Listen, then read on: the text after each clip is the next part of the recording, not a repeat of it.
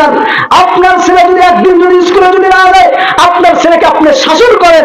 আপনার ছেলে যদি একদিন যদি কেজিতে যদি না যায়, আপনার ছেলেকে আপনি শাসন করেন।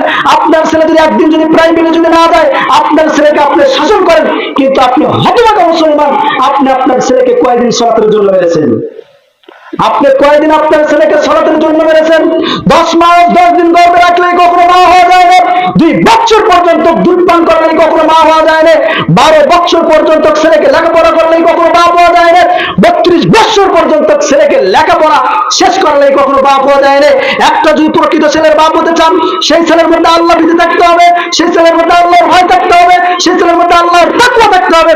তখনই আপনি একজন প্রকৃত ছেলের বাপ হতে পারবেন। কিন্তু আপনার ছেলে তো দুনিয়ার মধ্যে সালাত আদায় করে না। আপনার ছেলে তো দুনিয়ার মধ্যে সালাত আদায় করে না। আল্লাহ তাআলা আমাদের সকলের পরিবারকে সালাতের দিকে তাগিদ দেওয়ার মতো তৌফিক দান করুন। সকলে বলি আল্লাহুম্মা আমিন।